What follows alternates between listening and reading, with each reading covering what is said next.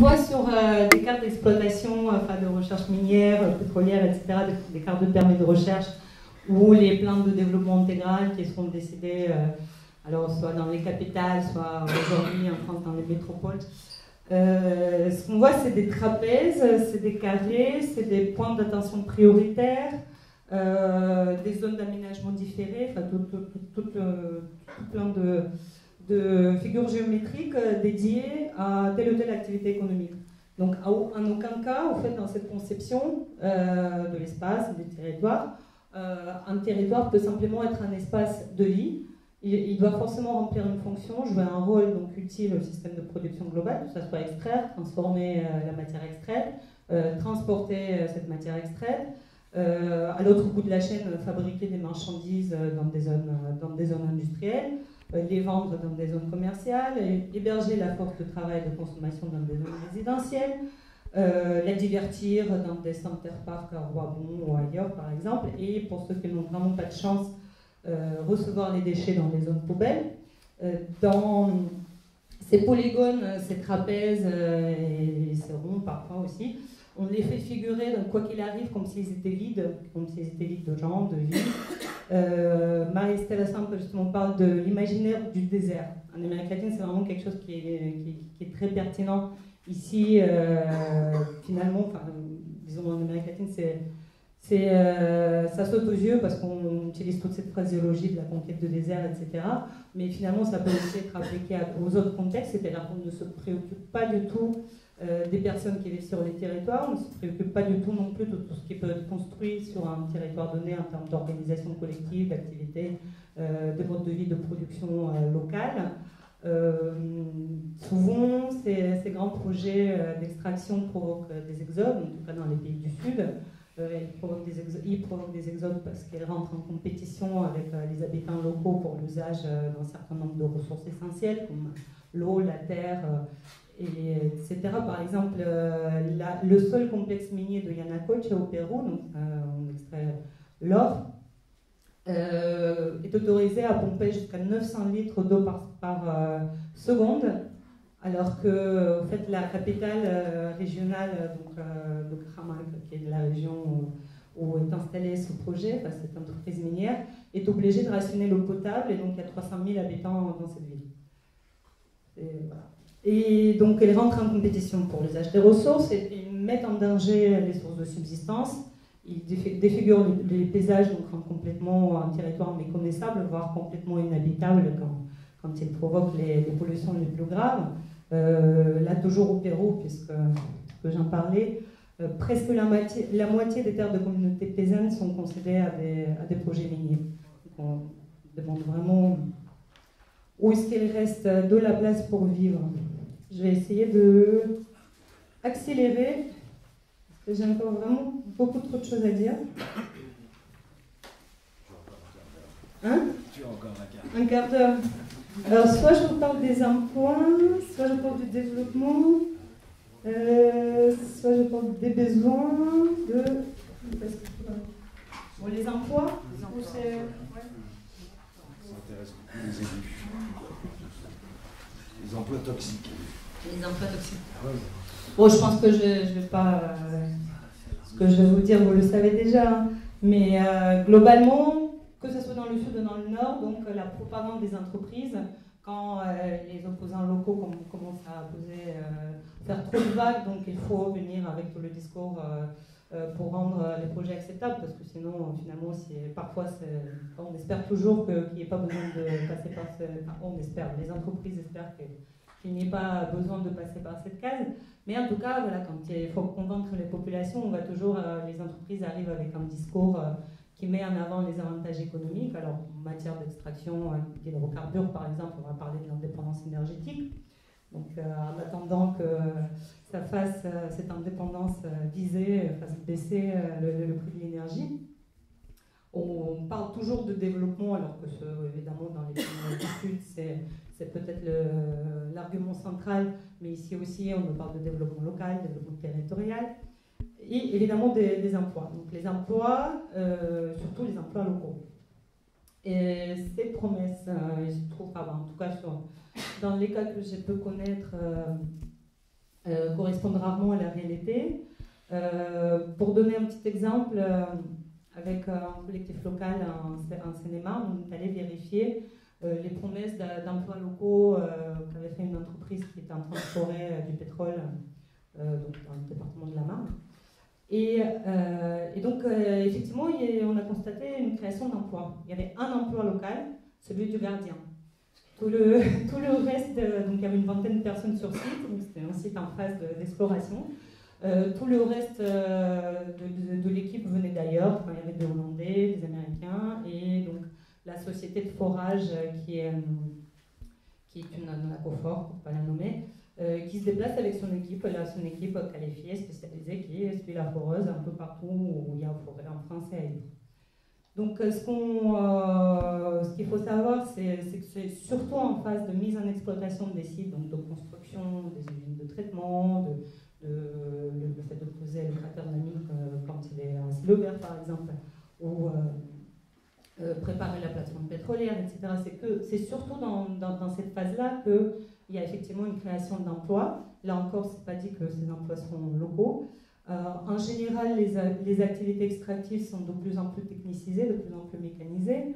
Les techniciens, c'est une main-d'œuvre qualifiée, donc de plus en plus expérimentés dans des domaines parfois pointus qui viennent d'ailleurs. Donc les locaux se retrouvent surtout, dans la plupart des cas, avec des emplois finalement subalternes, quand il y en a. Cette mécanisation, elle grandit, en simplifiant.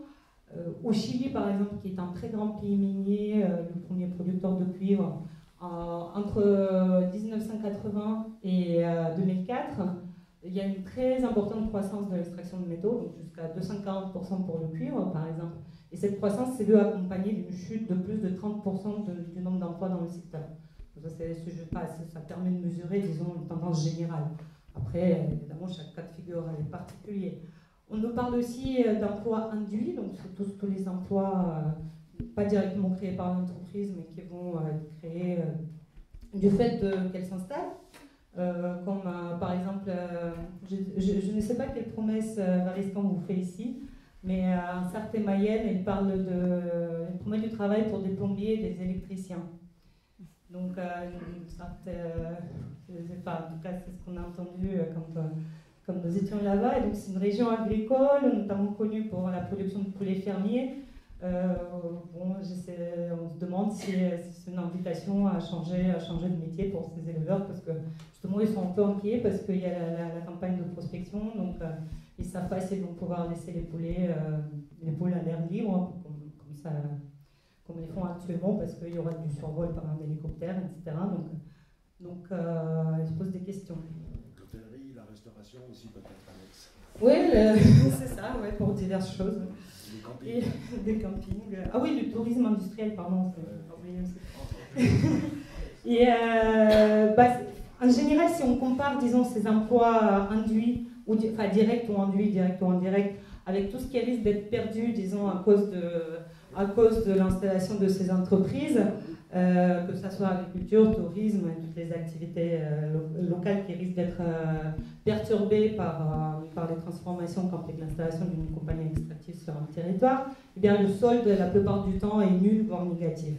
Et quoi qu'il arrive, de toute façon, il s'agit d'emplois éphémères, c'est-à-dire que combien de temps va durer une exploitation minière? Alors en moyenne, nous disons au plus 20-30 ans. Mais en ce qui concerne la France, les projets miniers actuellement lancés en France, c'est certainement beaucoup moins, hein. C'est 10 ans, ou peut-être même moins encore, parce que les gisements ne sont pas assez abondants, tout simplement. Et par contre, les pollutions, elles, restent pour longtemps. Et je pense que quelque part, c'est très difficile, mais je pense pas, c'est difficile selon les contextes, mais je pense que un des principaux défis peut-être des mouvements d'opposition, c'est justement de faire valoir que le fond du problème n'est pas comptable, c'est-à-dire que quand bien même ces industries créeraient des emplois pour une courte période, toutes les transformations qu'elle implique sur un territoire risquent d'être plus importantes. Enfin, en tout cas, la question à se poser, c'est est-ce qu'on accepte de perdre tout ce qu'on a déjà pour gagner quelques emplois éphémères? Voilà. Je peux continuer encore très longtemps sur d'autres sujets, mais Alors je vous dis de quoi je peux parler et après peut-être on passera au débat. Bon, il y a une question des besoins, je pense que ça va sortir forcément à un moment donné. Les acteurs, ça vous intéresse les acteurs, les entreprises, les États? Oui, et puis question boursière, tout ça, la commercialisation en plus de l'industrie, toutes ces choses-là. Peut-être vous avez d'autres questions alors. Bah, je peux peut-être faire juste un petit topo sur les acteurs pour rester dans les faits et après on... Parce que, ouais. Donc, excusez-moi, j'ai l'impression là, quand Lamine a parlé, on entend beaucoup mieux sans quelqu'un parle sans le micro. Ah oui? Je sais pas, enfin pour moi. Et ouais, les personnes au fond de la salle, parce que moi je peux pas parler beaucoup plus fort que ça. Mais mets-le normalement le micro. Ah ouais, ça sature comme ça? Comme ça? Comme ça? Oui? C'est très court. Entre le moment où on entend et le moment où on n'entend pas, c'est tout petit l'espace. Ouais. Donc voilà, donc ah oui, je vais quand même dire quelque chose d'important par rapport aux arguments pour, disons, qu'on sert aux populations pour imposer ce type de projet. Donc il y a d'un côté cet argument économique, on va dire 16 arguments économiques qui visent plutôt les populations locales. Et à côté, il y a aussi tout l'argumentaire qui porte, disons, qui vise plutôt le reste de la population pour la faire regarder ailleurs et pour ne pas, dire circuler, il n'y a rien à voir, continuez comme vous avez toujours fait et surtout ne prenez pas parti de ces contestataires. C'est le discours de l'absence d'alternative. C'est-à-dire que de toute façon, ces ressources nous sont absolument indispensables. Nous ne pouvons pas faire autrement que d'extraire et donc de dévaster les territoires. Bon, ça on ne le dit pas, mais c'est sous-entendu. Et à cet argument, on ajoute même une petite teinte humaniste, c'est-à-dire qu'on n'a pas d'autre choix pour satisfaire les besoins d'une population croissante, que non seulement il faut nourrir, mais en plus, il faudrait quand même qu'elle puisse accéder à tous les privilèges dont nous jouissons. Qu'est-ce qu'on peut y répondre? Là, je pense que vraiment, je vais laisser le développement pour le débat parce qu'il y aurait beaucoup à dire. Mais ce qu'il faut voir, c'est qu'on ne peut pas expliquer la croissance de notre consommation des ressources naturelles par une production abstraite qui viserait à satisfaire des besoins tout aussi abstraits. Il faut voir dans le détail. Déjà, tous les systèmes de production n'ont pas le même impact sur l'environnement et sur les ressources. On peut penser directement à la comparaison entre l'agriculture industrielle et l'agroécologie. Par exemple, l'agroécologie, dont on nous dit de plus en plus, il y a de plus en plus d'études tout à fait sérieuses qui prouvent qu'elle serait capable, si on s'y convertissait massivement, non seulement à alimenter la population existante, mais même probablement une population beaucoup plus importante, tout en créant beaucoup plus d'emplois par ailleurs. Voilà, la question, disons pour y répondre à cette question, il faut peut-être la préciser, c'est-à-dire pas d'alternative pour quoi faire, hein, pour atteindre quel objectif.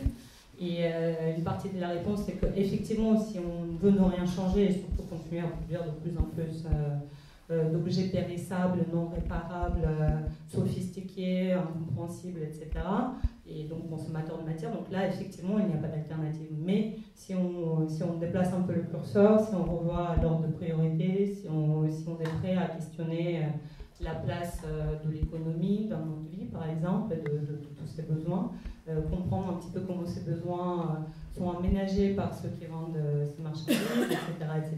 Là, il y a beaucoup de pistes. Et donc, ces pistes, je pense qu'on les développera ensemble un peu plus tard pour que je puisse vous parler des acteurs et qu'on ne déborde pas trop sur le temps. Donc, dans cette question, extraire pourquoi faire, il manque une partie, c'est-à-dire extraire pour qui. C'est ce que demande, c'est un slogan que je reprends d'un mouvement brésilien de lutte contre les barrages hydroélectriques. Ils demandent l'énergie pour qui et pourquoi. C'est-à-dire que pour eux, voilà, clairement, ce qu'ils montrent, c'est que la population n'en profite pas parce que la majeure partie de l'énergie s'en va ou est consommée par ce qu'ils appellent les grands consommateurs, c'est-à-dire les grandes entreprises, notamment des entreprises extractives, alors que la population la paye à prix fort. Il y a énormément de foyers qui ne sont pas connectés. Bon, ça c'est juste pour expliquer ce slogan. Mais effectivement, donc, pour qui est-ce qu'on extrait? Alors d'un côté, évidemment, on se retrouve tous quelque part en bout de la chaîne, hein, parce que nous consommons de ces différents produits. Mais bien avant, il y a évidemment ceux qui produisent ces marchandises et qui gagnent de l'argent grâce à notre consommation. Et encore avant, il y a toute une cohorte d'acteurs importants qui font concrètement avancer les frontières extractives, soit parce qu'ils en tirent des bénéfices directs, soit parce qu'ils ont des intérêts stratégiques.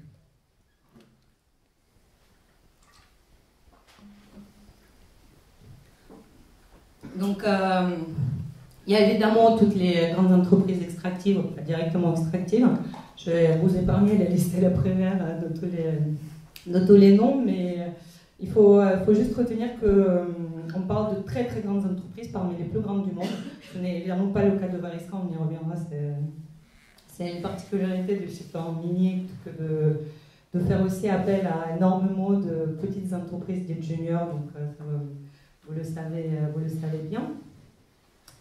Mais ce qu'il faut savoir, c'est par exemple dans le top 50 des plus grandes entreprises mondiales cotées en bourse, donc c'est le classement de Forbes, 11 tirent leur revenu d'extraction des hydrocarbures.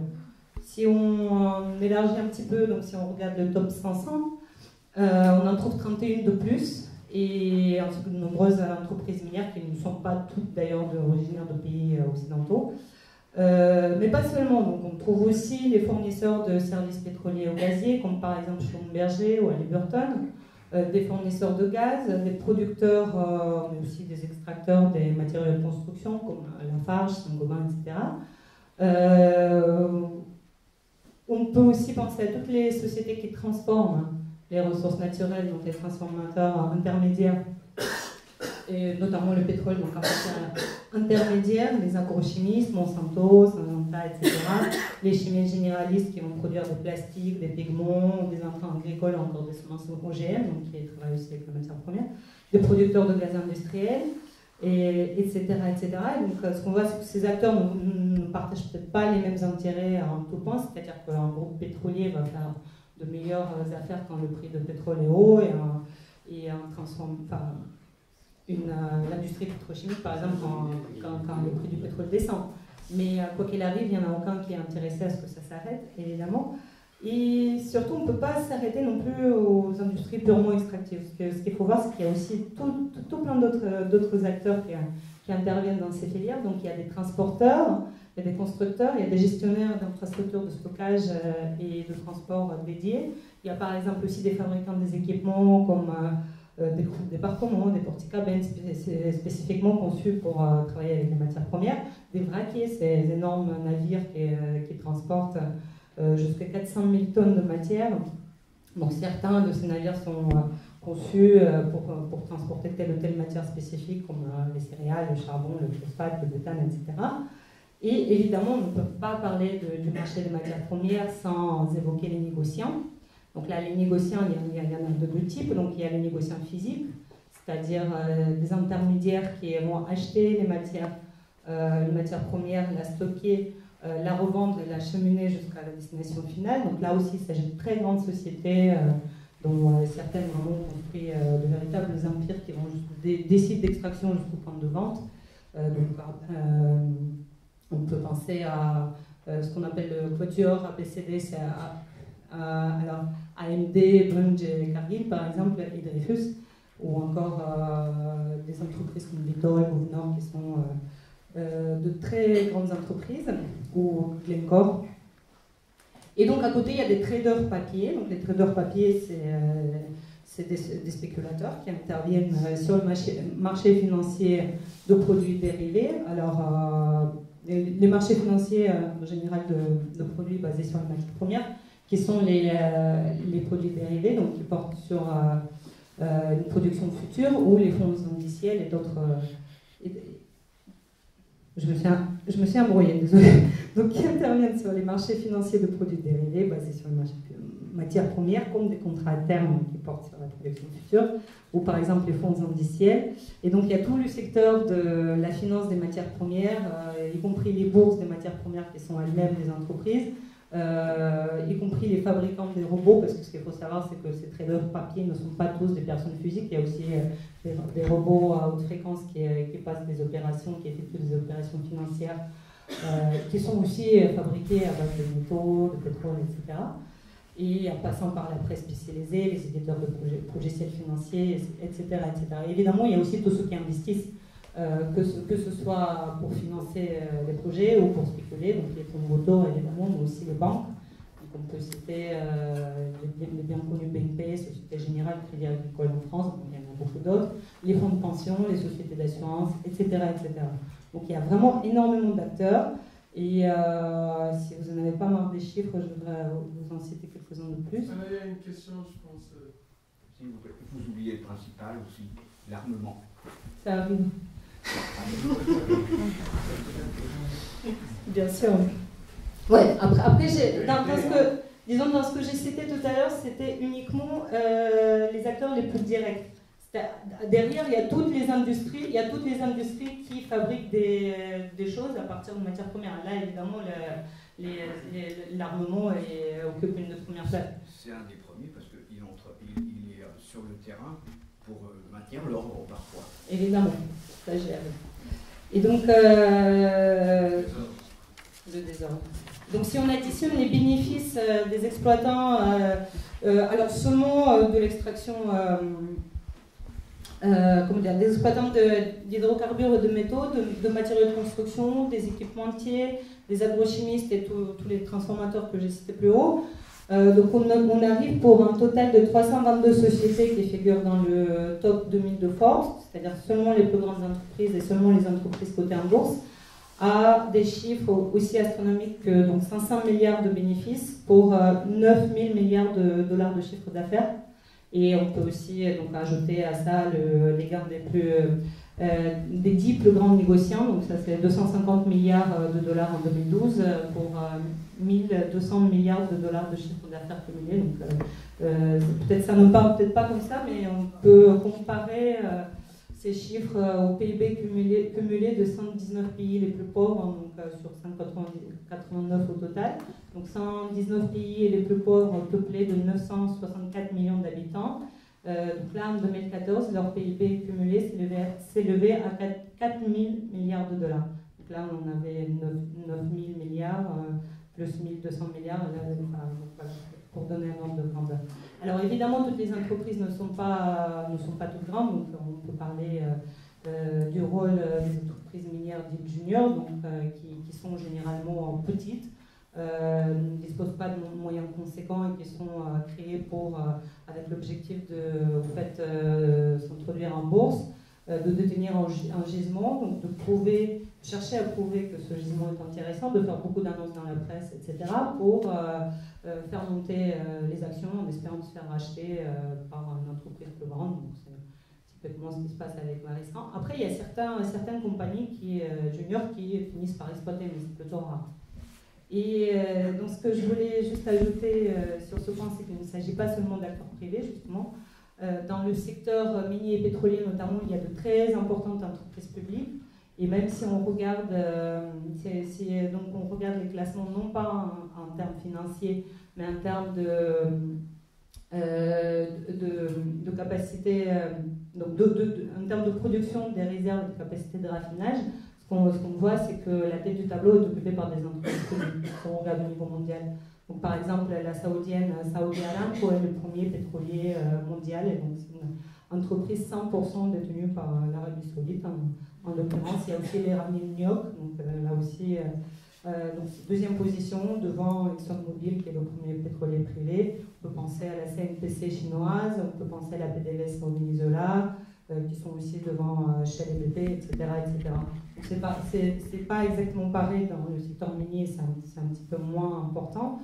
Mais il y a aussi de très grandes entreprises publiques au Chili, au Maroc, en Inde, etc. Et je ne vais pas donner tous les noms, mais notons juste que les entreprises minières publiques, et donc à travers elles, les États qui les contrôlent un quart et un tiers de production mondiale de la roche phosphatée, des minerais de bauxite, de cuivre, de fer, de nickel et de zinc, presque la moitié de la production de plomb et plus de la moitié de la production de charbon et d'étain. Je précise ces chiffres, j'insiste un petit peu là-dessus pour, disons, déplacer le curseur et pour battre un peu en brèche cette idée selon laquelle il n'y a que les intérêts privés qui se trouvent derrière le projet extractif et destructeur. De toute façon, à de nombreux États, au sud comme au nord, les puissances publiques, l'État participe, les représentants de l'État participent à cette économie matérielle. Alors certains ont des intérêts directs. D'autres vont s'efforcer à attirer et à garder ces entreprises extractives sur un territoire. On sait aussi, je l'ai dit tout à l'heure et je pense que je pourrai y revenir, que le caractère stratégique de telle ou telle matière est source de guerre, un peu de source de guerre, des guerres menées pour y avoir accès, ou conflit pour le contrôle de la rente entre les différents prétendants au pouvoir. Il y a énormément d'exemples et je pense que je pourrais les développer très bien. Les revenus gigantesques tirés de l'exploitation des matières premières et de leur commerce sont aussi source de corruption, donc pour certaines élites à favoriser telle ou telle ligne technique ou tel projet. Je crois que bon, tu nous fais une accumulation de...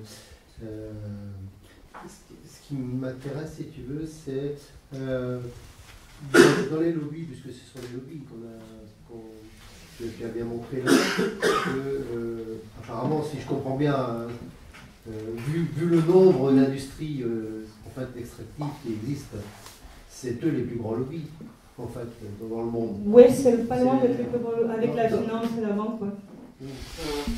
Donc c'est eux en fait qui détiennent le pouvoir. Qui détiennent le pouvoir Bah, pour exprimer les choses d'une façon. Ils en détiennent une bonne partie, ça c'est sûr. Ouais. Mais ce que je voulais dire, c'est. Énorme, ils ont une puissance énorme, mais ce que je voulais dire aussi, c'est que, disons, souvent on oublie le rôle de l'État. L'État, selon ses différentes composantes, c'est à ça que je voulais venir. Et bon, je vais accélérer, mais il y a aussi, au-delà de. Il y a un vrai rôle de facilitateur que jouent de nombreux États au niveau de ces projets. C'est finalement. Non ? Non, mais finalement, je crois que de toute façon, on retrouve toujours l'État d'une façon ou d'une autre. Parce que ces lobbies-là ne sont pas sans financer les partis, quels qu'ils soient. Oui, alors. Et puis, soit en termes de financement, mais il y a aussi, au fait.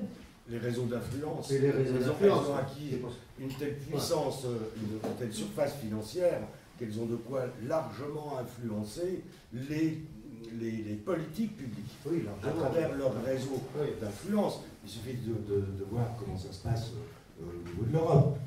Simplement, le constructeur automobile triche. Non. Je laisse tomber.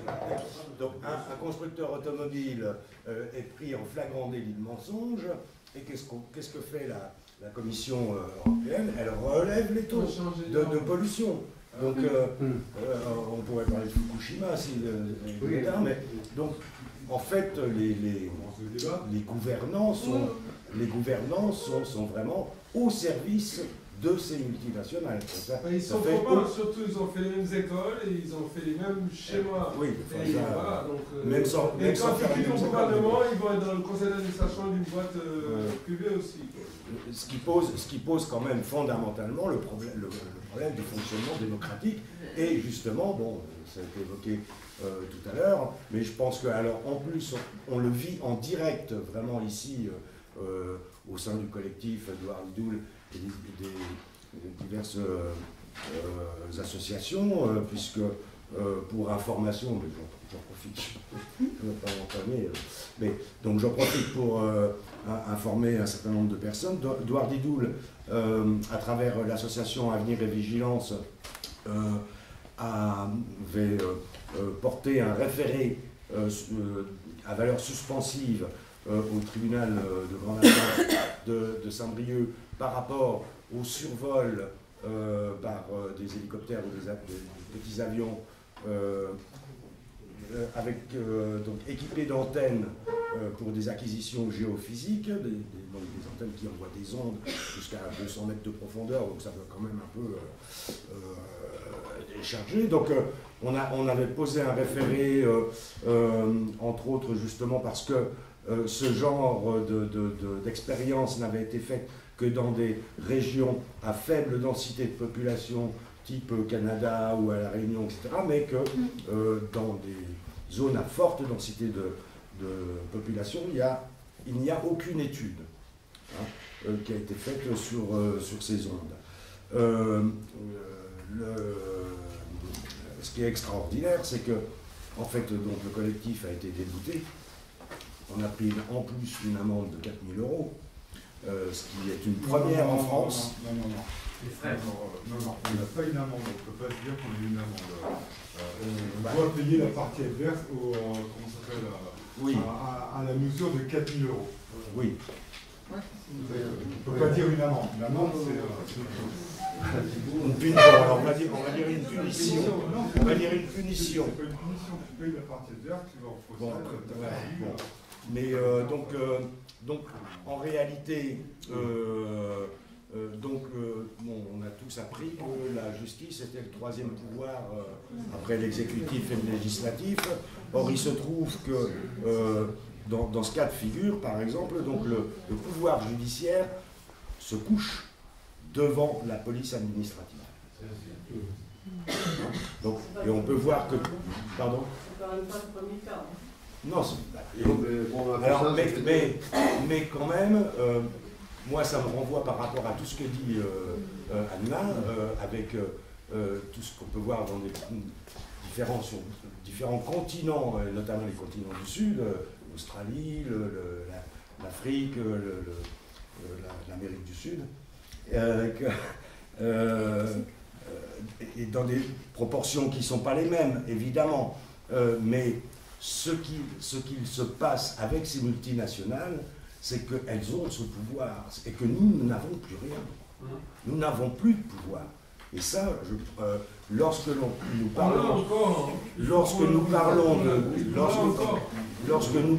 de nos luttes, oui, on a par exemple la mobilisation sur le terrain. Mais je pense qu'il ne faut pas ignorer que les processus démocratiques sont attaqués par ces multinationales qui n'ont jamais eu vocation à être des institutions démocratiques.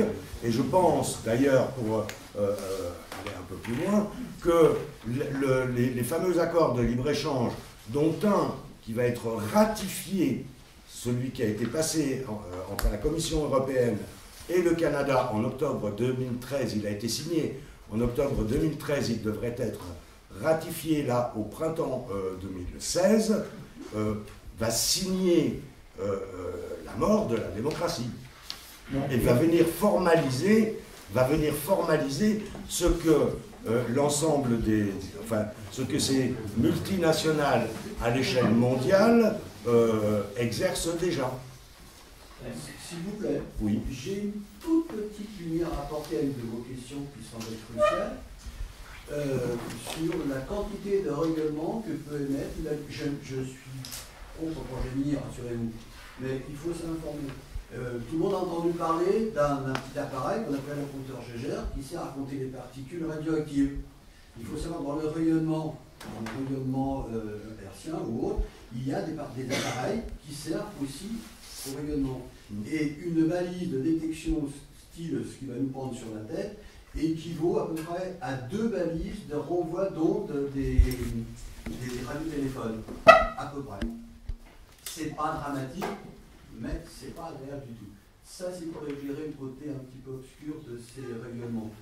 Ces moyens de détection c'est pas la panacée, mais c'est un argument qu'ils ont et une capacité pour les détecter. Mais ce n'est pas mortel. C'est bien moins mortel que les rayonnements de Nick.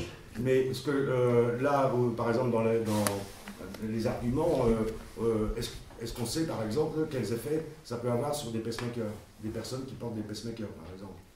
Ah, médicalement, je ne sais pas.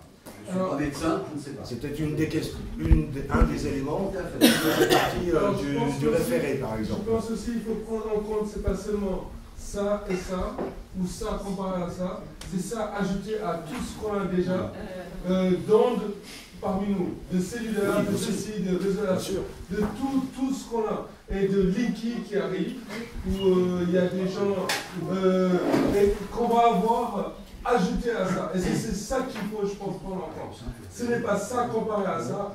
Ça a la valeur de cellulaire, mais c'est cellulaire, plus ceci, plus cela, plus cela. Ce sont des éléments qui se surajoutent. Quelqu'un fait les tours de parole ou... Moi, je voulais rebondir sur ce que tu disais, parce que tu emploies souvent le terme démocratique. Et il faudrait le définir, parce que je n'ai jamais eu l'impression d'être dans un système démocratique. Il suffit de lire la Constitution de la République française. Si on est raciste, colonialiste, capitaliste, on est républicain. On est dans un système de délégation de pouvoir, et c'est par très très grande fainéantise, puisqu'on a le pouvoir, on est quand même un certain nombre de monde, qu'on va voter. Il y a même des référendums pour des constitutions européennes où la population se positionne entièrement contre, et ça passe quand même, et les gens vont voter. On n'est pas dans un système démocratique, il faut bien qu'on se mette ça dans la tête. On est dans un système représentative. Les États ne peuvent pas être démocratiques, les États sont aussi au service des économies, tout simplement. Et à partir du moment où l'économie prime sur le politique, il ne peut pas y avoir de démocratie. Il peut pas. Il y a quelqu'un qui prend un tour de bras? Merci. Oui, le monsieur. Ouais. Donc c'est bien par rapport à ce qui a été dit un petit peu, et aussi pour rebondir là-dessus. Nous avons participé il y a quelques mois avec Virginie, Denis, etc. à un rendez-vous à Manu, avec le ministère de l'économie. Et il y a un point essentiel qui a été dit, c'est la notion de bénéfice-risque. Et donc, face à cette notion de bénéfice-risque, tout à l'heure vous avez parlé de lobbying, ça, on va dire, les exploitants, etc., vont jouer au maximum au sein de la démocratie quand même, j'y crois quand même un petit peu, pour effectivement faire du lobbying, pour augmenter la notion de bénéfice. Après, la notion de risque, c'est aussi effectivement à nous, chacun, élus ou association ou individuel, de montrer la notion de risque. Par ailleurs, je suis président de la Vallée du Léguer et on a une responsabilité au niveau de l'alimentation en eau potable. Donc, je lui ai exposé à un moment donné ce point-là, chacun avait sa mission, sur le risque eau potable. 80 000 personnes sont directement alimentées par la Vallée du Léguer. Quelque part, il a écouté, point barre. Alors, c'est à nous aussi d'apporter, d'un côté, il y a l'aspect, on va dire, structuré des lobbyistes, qui sont payés pour, etc. À nous aussi de, je ne vais pas dire structurer très concrètement, mais de leur apporter des éléments factuels de poids du risque, santé publique, économie locale. Vous avez parlé tout à l'heure des poulets de louer, etc. Mais ici aussi, on est sur une zone majeure pour l'alimentation en eau, population agricole, etc. Le tourisme, etc. Virginie a abordé le sujet du tourisme. C'est cette notion-là de bénéfice-risque, et je suis désolé, mais j'y crois quand même un petit peu à la démocratie. Et si on appuie sur la notion de risque avec des éléments factuels, financiers, je pense qu'il pourra, je suis quand même optimiste, d'appuyer sur la balance financière du risque économique, social, environnemental, local, au niveau de cette notion de bénéfice-risque auprès des politiques pour faire évoluer ce dossier-là. Voilà.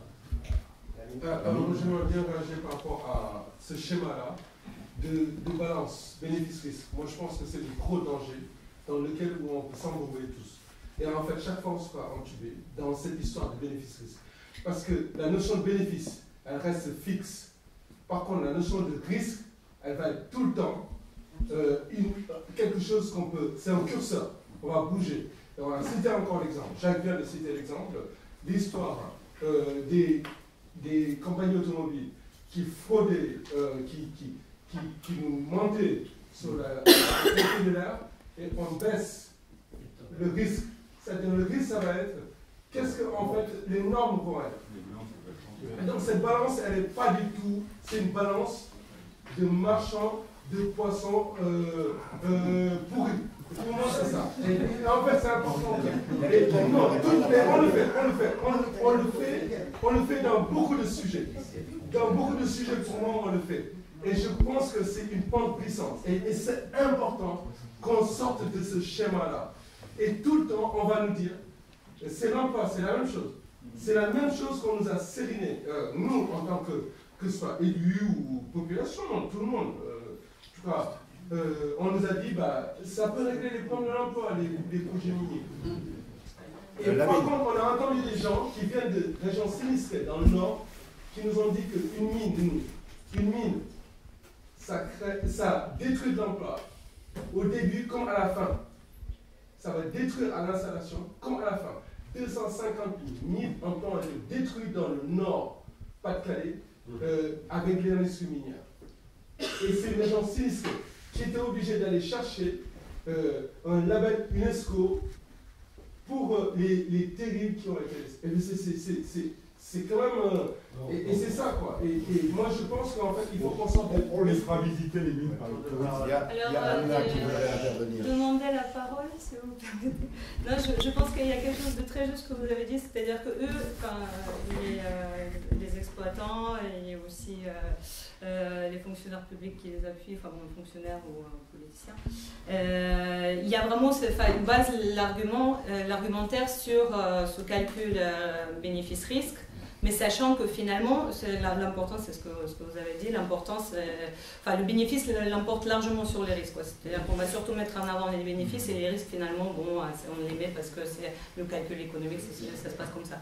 Et je pense, et là-dessus, je suis complètement d'accord avec Lamine, c'est que dans les projets de ce type qui risquent vraiment de détruire énormément de choses localement, les choses qui n'ont pas de prix, finalement, il faut insister sur le caractère non négociable, c'est-à-dire qu'il y a certaines choses qu'on n'accepte pas de perdre. C'est un petit peu ce qui se voit aussi, enfin, ce que j'ai pu constater dans les mouvements, chez les mouvements latino-américains, par exemple, c'est de dire que, alors que ce sont des gens, disons, qu'on va qualifier comme pauvres, enfin, en tout cas selon les critères occidentaux de la pauvreté,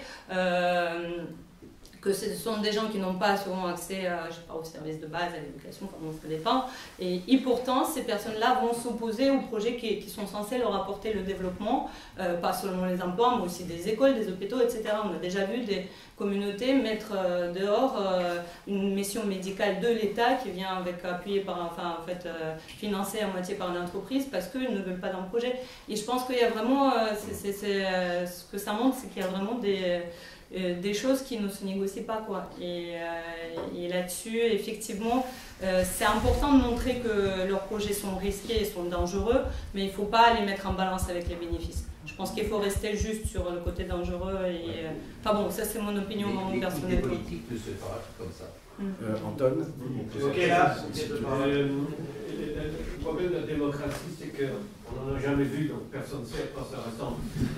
Mais il est vrai que, comme on dit de l'amour aussi, il n'y a que des preuves d'amour.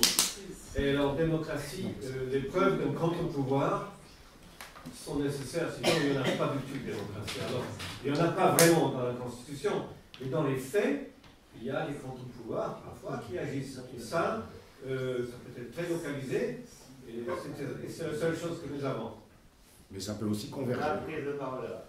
Et de multiples luttes peuvent aussi converger. Prise de parole après l'accélération.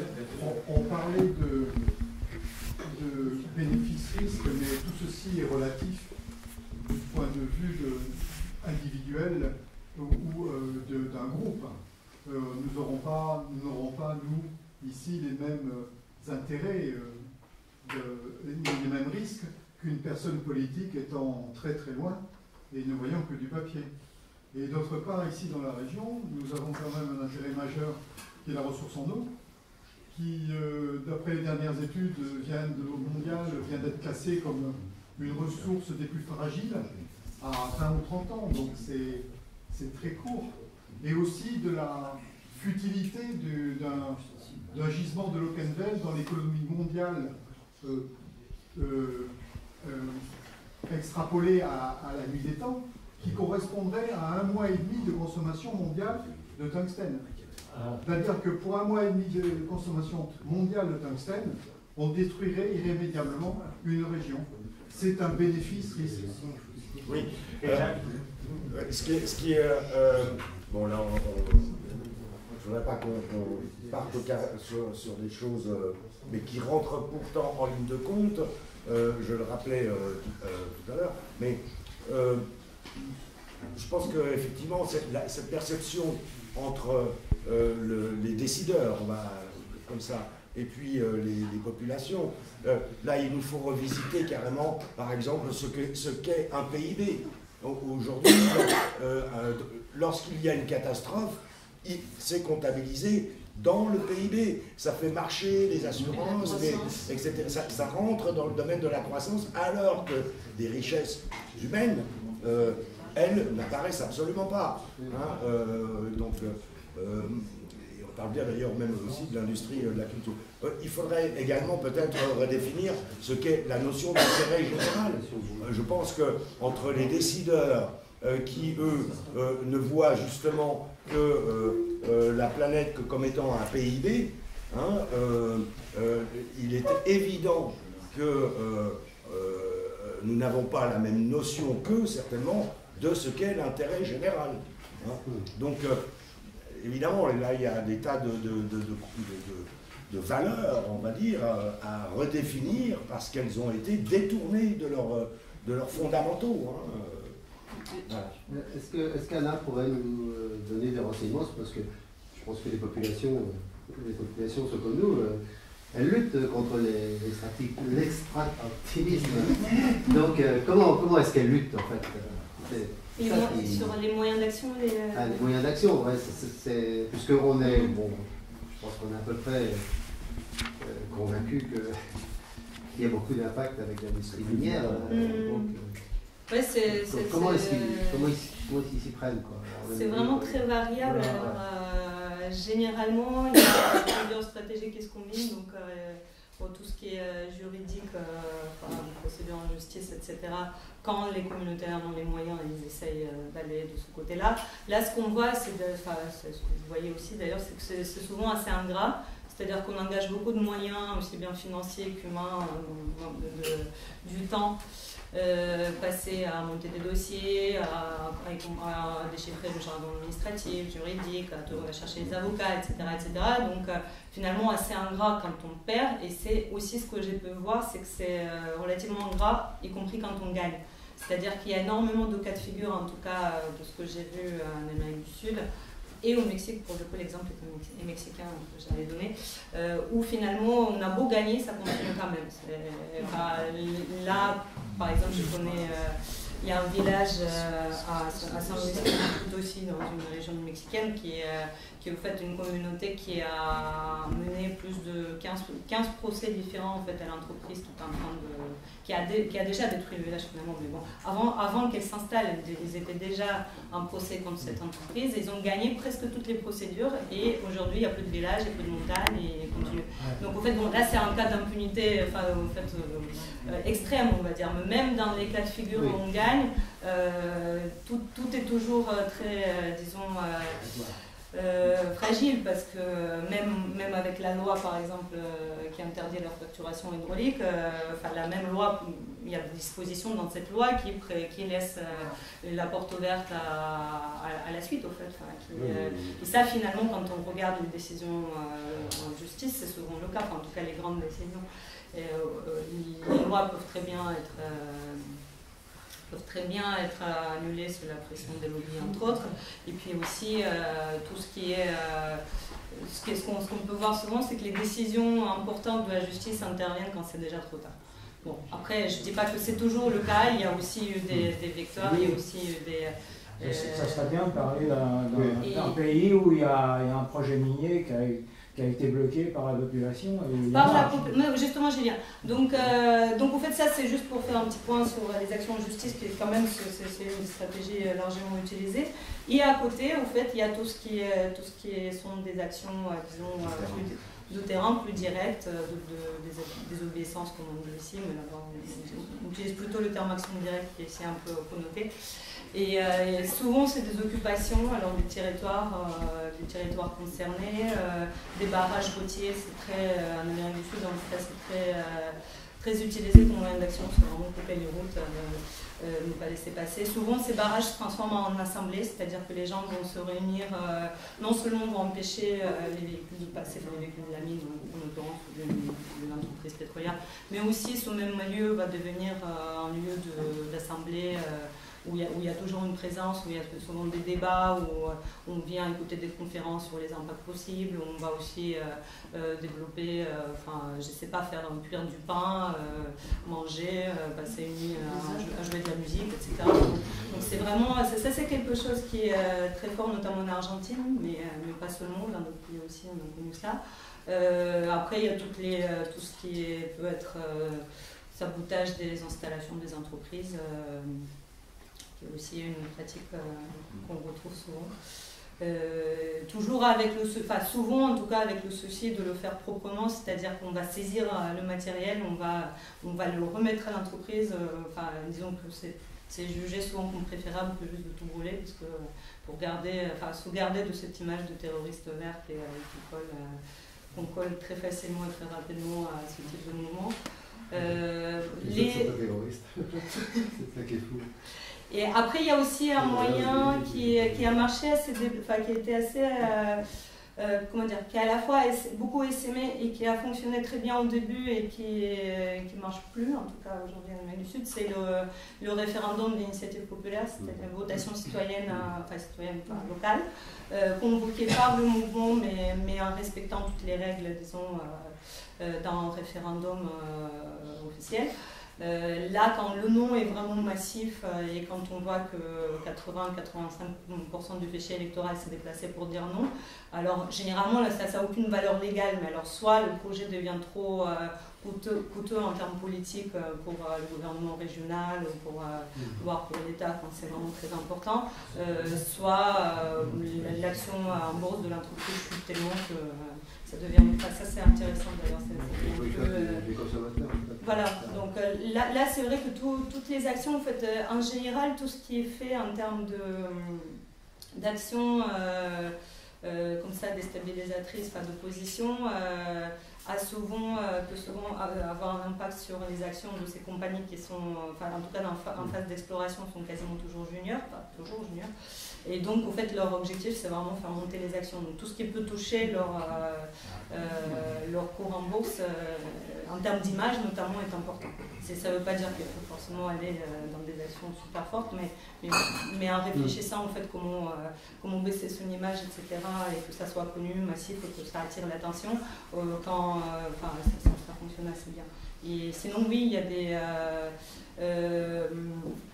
il y a une étude qui donne des chiffres qui a été conduite en 2014 auprès des dirigeants de compagnies minières et pétrolières. Et en fait, ce qui ressort de cette étude, c'est qu'en phase d'exploitation, les conflits avec les communautés locales, les populations locales font perdre à des... je ne sais pas combien de compagnies ils ont interrogé, mais disons... sur cet échantillon de compagnies, faisait perdre, que je ne dise pas de bêtises, alors c'était des millions, mais je me souviens un peu combien, 20 millions je crois, de dollars par semaine. Je crois que c'était ça, 20 millions de dollars par semaine à cause des interruptions de services, etc., donc quand il y avait des blocages. Et en phase d'exploration, entre 5 et 10 000 dollars par jour. Donc c'était quelque chose qui était vraiment, important. Donc c'est ça aussi, si on arrive à faire perdre de l'argent à la compagnie, on commence à être un petit peu moins intéressé. Et juste pour répondre à la question, oui, il y a des cas de figure où des projets miniers ont été stoppés, notamment en Amérique du Sud. Pour donner des exemples, il y en a une où c'était, deux fois d'ailleurs, c'est le même endroit, mais c'est deux projets différents. Une première fois, c'était suite au démantèlement des installations de la compagnie, donc justement ce que je disais, les membres de la communauté paysanne qui l'ont fait, ils ont tout démonté, ils ont porté tout sur leur dos, donc ils ont remis au maire du canton tout le matériel qui leur a signé que voilà, bien reçu le matériel pour le remettre à l'entreprise, donc ça c'était une première fois. La deuxième fois, en fait là ça devenait beaucoup plus violent parce que quelque chose que j'ai pas dit, c'est sur ça que je voulais terminer, sur le rôle de l'État, c'est-à-dire qu'un des rôles de l'État c'est de réprimer. Et voilà, malheureusement, c'est bien, dans les pays du Sud, en Amérique du Sud notamment, en Afrique, enfin bon, c'est particulièrement violent, mais même en France salée, hein, c'est bien un gendarme dans l'exercice de ses fonctions qui a tué une maîtresse, donc voilà. Et tout ça pour donc dans cette même communauté, c'est devenu de plus en plus difficile. Donc il y a une nouvelle entreprise qui était arrivée avec des groupes paramilitaires à sa solde, donc des groupes paramilitaires qui intimidaient les opposants. Et donc là, ils ont fait vraiment un coup de maître. Ils ont réussi à désarmer les paramilitaires, à les prendre en otage. Ils les ont détenus pendant plusieurs jours dans l'église en fait, de la communauté. Ils ont appelé les représentants du gouvernement pour qu'ils viennent constater qu'il y avait bien des paramilitaires sur le terrain, etc. Et donc là, le gouvernement a annulé le projet. Ça, c'est notre cas. Après, il y a d'autres cas de figure victorieux, dont 2, par exemple, qui ont gagné suite à des référendums, et etc., etc. Oui, là, il y avait une question. Tu avais levé la main. Oui, je me demandais si... Est-ce qu'une compagnie comme Variscan peut demander un permis d'exploration juste pour faire monter ses actions dans un territoire où il y a une chance de... Tout à fait. Il suffit qu'il déclare qu'il a trouvé quelque chose qui est faux. Est-ce qu'il fait monter la cotation de bourse? Ça veut dire qu'il n'y aura jamais d'exploration. Et dans ce cas-là, est-ce qu'une action comme celle que Edouard Bidoul mène là, peut influer aussi sur les actions? À condition que ça soit su. C'est-à-dire que là, ça vaudrait presque le coup de, je ne sais pas à quel point c'est possible, mais d'aller chercher directement les actionnaires en leur disant, voilà, la compagnie dans laquelle vous investissez, nous, on est sur place et on a tous refusé. Enfin, je ne sais pas, on peut réfléchir à des choses comme ça. Mais oui, ça peut avoir un impact. Je peux répondre à cette question parce que la question a été posée lors d'une réunion, c'était à Calac. C'était la réunion avec monsieur Le Bret, donc, par rapport à l'histoire de l'investissement de 11 millions d'euros et que derrière, soi-disant, c'était cadeau, je ne sais pas si tu te rappelles, Denis, c'était un peu ça qui avait été un peu présenté. Bien sûr, on avait insisté pour savoir... Comme prendre pour des imbéciles qu'on disait justement on ne peut pas investir 11 millions d'euros sans avoir rien en retour. Là, à ce moment-là, Variscan Mines avait quand même, là, M. Loat avait quand même dit que c'était sous forme d'action. Et c'est là qu'on l'avait su vraiment. Mais on parle de ça d'une réunion un an déjà après qu'on ait su ce projet. Avant, ça tournait, c'est toujours... Donc moi, je veux revenir aussi un peu sur cette forme de lobbying. Oui, en effet, je peux comprendre très bien ce ras-le-bol là aujourd'hui. La société en est là. Moi, je rencontre les gens aujourd'hui et on a marre de ne pas être entendu. C'est surtout ça, cette démocratie là qu'aujourd'hui beaucoup trouvent que n'a plus de forme. Puisqu'on prend l'exemple de la consultation publique qui avait quand même été flagrante déjà et que derrière elle a été à peine prise en compte. Aujourd'hui, par rapport à ça aussi, nous dans cette progression, hein, quand on était au ministère, on a voulu aussi aller plus loin. On dessine bien, on voit bien le dessin ainsi tranquillement de M. Macron qui veut absolument ces projets miniers sans forcément prendre en compte la vie de la population finalement, puisque c'est indispensable, soi-disant, ça semble indispensable pour la France, malgré que derrière nous, nos arguments sont quand même, en tant qu'élus, posés, et je pense qu'en d'un point de vue économique, nous aussi on avance aussi, nous, une économie qu'on a sur le secteur qui est agricole et comme moi je l'avance aussi le tourisme qu'on souhaite développer, qui se développe, c'est moi, c'est qu'on développe quand même des choses sur toute la partie des guerres et qui pourraient être mises à mal, c'est une pollution. Des choses durables. Voilà, on part sur un développement durable, c'est ce que nous, on a voulu aussi expliquer, c'est qu'aujourd'hui, il nous parle de la dernière réunion quand même de d'emploi durable. Alors là, c'est choquant, quoi. Un emploi durable de 30 ans, déjà, comme vous dites, c'est pas 30 ans, ça ne tiendra jamais. Voilà, et une carrière ne dure pas 30 ans. Hein, à mon avis, maintenant, aujourd'hui, plus ça va, en plus, elle rallonge la période d'emploi. Je ne sais pas si vous vous souvenez, d'ailleurs, et je vais prendre un autre exemple, par rapport à l'histoire des gaz de schiste, souvenons-nous. Ça a commencé aux États-Unis à grande échelle en 2005 et c'est arrivé chez nous en 2010. C'est l'Atlantique, mais bon, surtout à l'Atlantique. Rappelons-nous les propos qui étaient enflammés, dithyrambiques, relayés par les médias visant l'acceptabilité sociale. On en avait pour un siècle, c'était de l'énergie propre, un nouvel Eldorado, la richesse sous nos pieds, enfin bon bref, on a été... et regardons ce qui se passe avec un imprévu, un impensé, le baril de pétrole qui était à ces époques-là tourné autour de 100, 110 $, etc. Finalement, s'est cassé la figure jusqu'à 30 $. Aujourd'hui, aux États-Unis, c'est une catastrophe. La bulle spéculative qui s'était mise en place pour permettre à des petites entreprises de pouvoir forer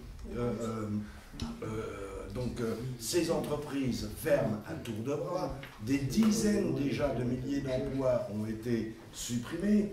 Derrière, ce sont les banques qui sont en train de se casser la figure parce que justement, donc, les entreprises, les banques qui avaient prêté aux entreprises, les entreprises ne peuvent plus rembourser. Donc, 10 années. Ce fameux Eldorado, il n'aura duré finalement que 10 années. Ce que je veux dire aussi, c'est que nous, voilà, en tant qu'élus, notre position, et ça je l'ai toujours dit, hein, que ce soit dans nous, les associations qui se positionnent, c'est que nous, voilà, on part aussi on a quand même voulu savoir qu'est-ce qu'il en était de cette exploration, hein, par Variscan dans un premier temps. Mais c'est vrai qu'au fil des réunions, aucune confiance ne pouvait s'installer, puisque les inquiétudes qu'on avait, quelque part, n'ont jamais été, je veux dire, ça ne nous a jamais rassurés, quelque part, sur certains points, parce que derrière, il n'y avait pas la réponse, ou c'était dévié. Donc, c'est pour ça qu'aujourd'hui, certains élus, parce qu'on n'est pas... On ne peut pas accepter ce projet. Mais moi, ce que je voudrais voir, c'est plutôt de l'autre côté, on tourne, on parle là de l'extraction, oui, c'est aussi pour l'environnement, voilà. Mais derrière, quelle solution et ça, c'est aussi, peut-être à un moment donné, tourner aussi, on parle toujours des facteurs risques, mais derrière, aussi avoir cette argumentation-là, qu'est-ce qu'on peut apporter, où on doit placer, c'est ce que nous, on avait voulu un peu mettre en avant aussi au ministère, qui n'a pas, voilà, qui ne rentre pas dans leur environnement, mais je pense que le combat peut être aussi dans qu'est-ce qui est proposé derrière. Comme alternative. Comme alternative, voilà, c'est-à-dire, parce que souvent après, ils sont contre, mais derrière, il faut montrer aussi qu'il y a des possibilités et qu'est-ce qu'on veut, nous, population, enfin voilà, je veux dire, qu'est-ce qu'on veut, nous, citoyens, développer quelque part, c'est important d'appuyer là-dessus. Tout à fait. Mais ça, au niveau des alternatives. Pardon, oui. Justement, avec l'histoire des gaz de schiste, on va dire, on a quelques années déjà derrière nous, mais assez rapidement, c'est vrai qu'on s'est tourné vers des alternatives. Elles existent, ces alternatives. Elles ont déjà été mises en œuvre dans différents endroits du monde, etc. Mais ça reste à la marge. Ça reste complètement à la marge. Et si on prend la question telle qu'elle a été traitée par le gouvernement de la transition énergétique, parce que c'est pas c'est pas le gouvernement qui a les décideurs qui ont trouvé ces termes. On invente justement, et je pense qu'il y a un imaginaire populaire qui est très riche, et on est toujours en avance d'ailleurs sur eux, d'une certaine manière, hein, si on regarde bien les choses. En réalité, alors ces initiatives, ces alternatives, ont été mises en place à l'échelle de communes, de quartiers, de communautés de communes, plus rarement au niveau des régions, mais les décideurs, eux, ont leur représentation d'alternatives. Si on prend par exemple les éoliennes, ce sont des éoliennes tout de suite industrielles, avec des millions d'investissements derrière, etc., etc. Ils n'arrivent pas à concevoir qu'on puisse justement, et c'est peut-être alors là un autre problème justement sur la démocratie, se réapproprier nos espaces de vie et de liberté démocratique. Ça leur fout les jetons. Donc cette histoire qu'on a bien connue au sein des collectifs opposés au gaz de schiste, assez rapidement, en fait, on s'est dit, bon, on ne va pas faire que s'opposer, parce que de toute façon, au départ, il a fallu qu'on apprenne ce que c'était que la fracturation hydraulique et les gaz de schiste. On n'en avait jamais entendu parler. Mais, et assez rapidement, en effet, on en est venu à proposer des alternatives. Mais ça reste très localisé. Des îlots. On n'a pas proposé des alternatives. On vit déjà ici tel qu'on vit. Enfin, c'est insensé. Ouais, c'est insensé. On vit ici, on a une vie ici, les gens vivent ici, travaillent ici. Je ne vois pas pourquoi on aura proposé des alternatives. C'est eux qui viennent chez nous. C'est pas nous qui sommes. Tout à fait. Tout à fait. Tu as absolument raison là-dessus. Oui, je ne vais pas être longue là-dessus, mais je pense qu'effectivement. Au fait, alors je pense que d'un côté, c'est vrai que quelque part, on n'a pas proposé d'alternative si on refuse quelque chose qui va détruire ce qui existe déjà. Et effectivement, il y a déjà des activités ici, hein, c'est pas un livre. Il y a, comment dire, c'est intéressant d'ailleurs de faire le parallèle parce que souvent dans les régions du Sud qu'on compte exploiter, sacrifier au final, on va les présenter comme sous-développées, comme modernisées, etc. Ici, on nous parle des régions sinistrées, mais c'est n'importe quoi, ce ne sont pas des régions sinistrées du tout. Donc ça, c'est sûr. Mais à côté, donc, effectivement, en tout cas, quand on doit faire face à tout ce travail d'acceptabilité sociale que font les industriels pour s'implanter sur un territoire, ça devient, disons, important comme argument. C'est-à-dire que voilà, les gens qui sont déjà convaincus, ils ne sont pas convaincus, mais ceux qui ne le sont pas, ils vont toujours demander mais qu'est-ce que vous proposez en échange. Donc là, je pense qu'effectivement, et d'ailleurs, c'est ce qu'on voit souvent de ce que j'ai pu connaître dans les mouvements de résistance, qu'on m'a déjà comme gaz de schiste, effectivement, il y a eu toute une réflexion là-dessus, mais aussi d'autres. C'est-à-dire qu'on va construire des expériences collectives qui développent des modes de vie, modes de production différents. Et aussi, finalement, en se posant, quand on commence à comprendre l'ampleur du problème, de fil en aiguille, et surtout quand on est en contact avec d'autres mouvements, on commence à se poser des questions qui vont jusqu'à questionner notre propre mode de vie, questionner les modes de production qui sont derrière ce mode de vie, se demander pourquoi est-ce qu'on fait, comprendre en fait, démonter un peu toute cette chaîne. Et là c'est intéressant. Là on commence à questionner ce qu'on appelle les besoins, de façon très concrète, de se rendre compte qu'on peut se passer de certaines choses. Là, ce n'est pas une alternative globale, parce que pour qu'elle soit globale, il faut que tout le monde se pose ces mêmes questions, et parce que ce n'est pas le cas. Mais de territoire en territoire, et sachant qu'il y a de plus en plus de mouvements, et que finalement quelque part, d'un côté c'est triste, c'est voire même horrible que ces projets avancent sur de plus en plus de territoires, qu'il y a de moins en moins de territoires à l'abri. Mais en même temps, quelque part, toutes ces résistances sur ces espaces font qu'on est en train de créer sur plein de petits îlots des expériences, des questionnements, des processus qui sont en train de nous mener vers autre chose, quoi, en fait. Moi, c'est un petit peu l'impression que j'ai. Et je dis nous parce que concrètement, je suis aussi engagée dans un autre combat en ce moment qui n'est pas contre un projet d'extraction, mais contre un projet d'aménagement sur le territoire où on vit. Donc, c'est exactement le même processus qu'on vit là-bas. En fait, il se prend en charge. Tour de parole. C'est ça, l'autonomie. En troisième position. Non, en fait, moi, il y avait deux choses. En fait. Il y a une chose par rapport ce changement de mode de vie, ce questionner notre mode de vie, nos besoins et autres. Je pense qu'aussi, Bon, ici, on est quand même. On prêche un public qui est. Voilà, sensible à cette cause. Mais je pense aussi, en fait, c'est jamais à titre individuel. Ce combat ne peut jamais être à titre individuel. Moi, je pense qu'à titre individuel, on ne peut pas nous culpabiliser. On a tous des iPhones, des conneries, des iShit, des iMac, des on a en tout cas plein de merde, des Wi-Fi chez nous, tout ça. Et demain, on va nous mettre du Linky, on va nous mettre plein de choses. Et puis, voilà. Et on a des automobiles aussi. Et la voiture, c'est ce qui consomme le plus de métal. Et on a tous des autos là. C'est un faux débat ça. S'il vous plaît, s'il vous plaît. Mais c'est intéressant, c'est-à-dire que c'est des volontés politiques aussi, c'est là que en fait, finalement c'est dommage que c'est l'élection rapide. Et c'est là que nos politiques, on s'est rendu compte du plastique, vous soulignez le plastique, du temps où en fait, quand tu donnais des cabas en cadeau à quelqu'un, il te traitait d'écolo, et que maintenant, ben, c'est presque oublié les plastiques. D'une certaine manière, on ne donne plus de sacs plastiques dans les supermarchés.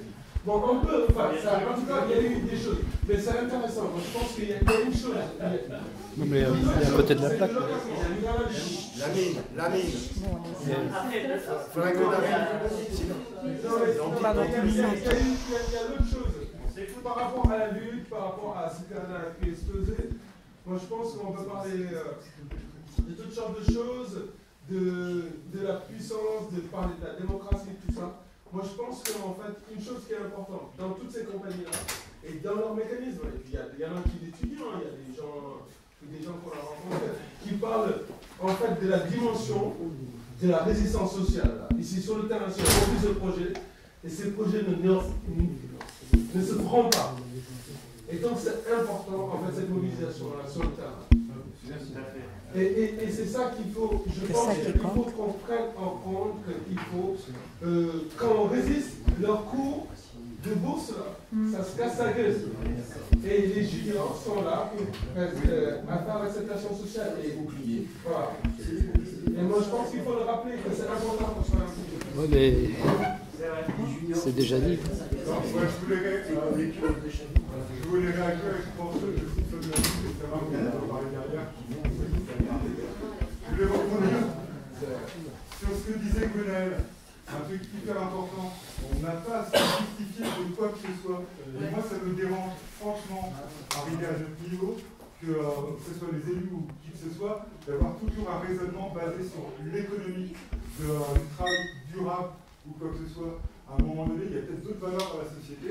Et puis si à un moment donné, puisque c'est la mode, on met en avant les poèmes d'Angela Duval, juste pour simplement avoir une économie de tourisme, sans prendre en compte que moi je suis désolé, le mec qui va venir chez moi, qui va simplement couper un arbre, je repense à Angela Duval, il ne va pas sortir vivant.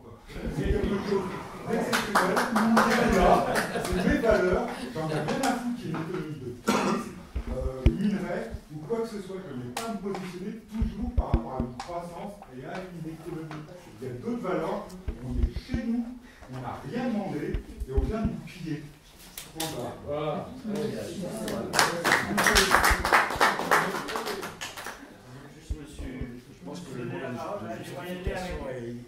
J'ai voyagé pendant un an avec Anna et il y avait la question tout à l'heure des luttes, des moyens de lutte et des luttes qui gagnent finalement.